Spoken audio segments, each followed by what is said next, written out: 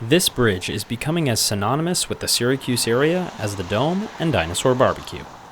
Not only is it a social media favorite, but it even has a title.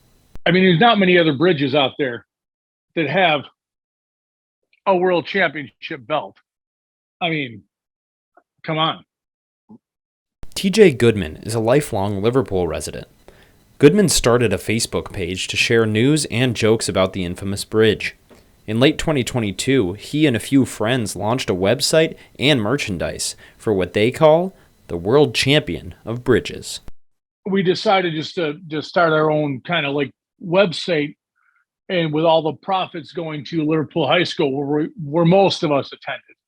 And it goes to a scholarship fund for Liverpool High School. Goodman says the site has raised between $1,000 and $3,000 for Liverpool High in its first 4 months. The fame of the site's namesake stems from its unique dimensions. The bridge stands less than 11 feet tall, barely taller than a basketball hoop, shorter than 2 of me, and significantly shorter than the average tractor trailer. Those tractor trailers have struck the bridge at an increasing rate recently. There were 28 bridge strikes between 2020 and 2022, or an average of 9 per year. 9 in 2020, 11 in 2021, and down to 8 in 2022. But 5 trucks have already hit the bridge in 2023, more than 1 per month. When Onondaga Lake Parkway opened during the FDR administration, semi-trucks were simply not a concern. Cars then just weren't that big. They didn't necessarily envision that tractor trailers would grow to the size that they did. Searing says the bridge itself is over 150 years old.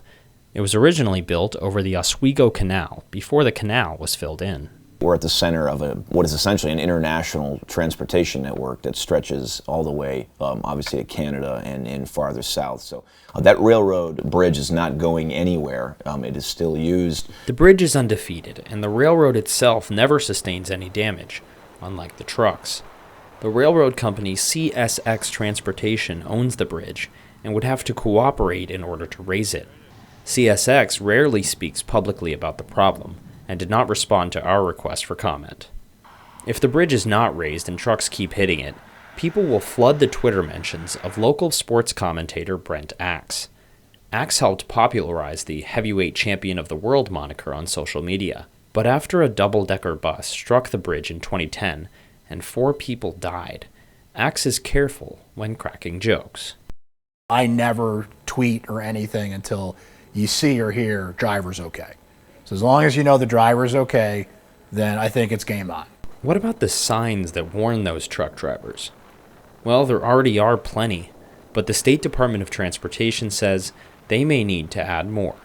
Axe, whose father owned a trucking company in central New York, says hitting the bridge is inexcusable with the amount of signage. It's about as clear as can be. If you are a truck driver of any competence, like you have to know, like you cannot go that way, yet it happens all the time.